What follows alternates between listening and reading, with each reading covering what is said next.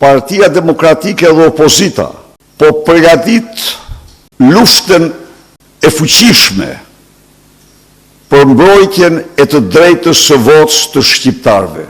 Unë këtu shpreh vlerësimin tim për raportet paraprake të cilat de facto në parimin më themelor ndërkombëtar dhe kombëtar të zgjedhjeve atë të barazisë së palëve i kanë rrëzuar për tokë zgjedhjet.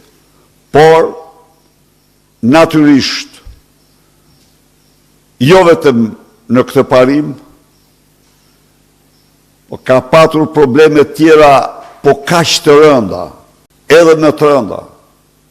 Zgjedhje të zhvilluara, të kapura nga organizatat kriminale më të fuqishme të Shqipërisë dhe rajonit, të cilat disponojnë në kontot e tyre të nënveshme miliarda euro dhe që luftojnë në këto zgjedhje për lëkurën e tyre, po unë sepse siç e dini i kisha garantuar dhe vazhdoj t'i garantoj që ato në Partinë Demokratike në pushtet do shpallen organizata terroriste. Unë po them që kjo është e grabitur, s'ka fitore këtu. Qofse flet për fitore në 2025-ën, pastaj bësh palë me Edi Ramën. Nuk është fitore kjo. Kjo është grabitje e zgjedhjeve. Dhe këtu nuk ka shqiptar që nuk e pa me sy këtë grabitje. Atëherë, plaçka e vjedhur duhet të kthehet. Kjo është rregulli. Zgjedhjet janë grabitur. Dhe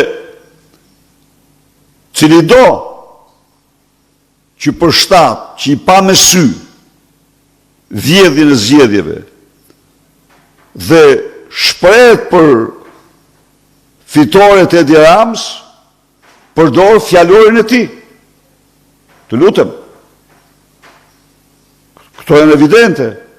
Cili është ai që nuk pa shpërndarjen e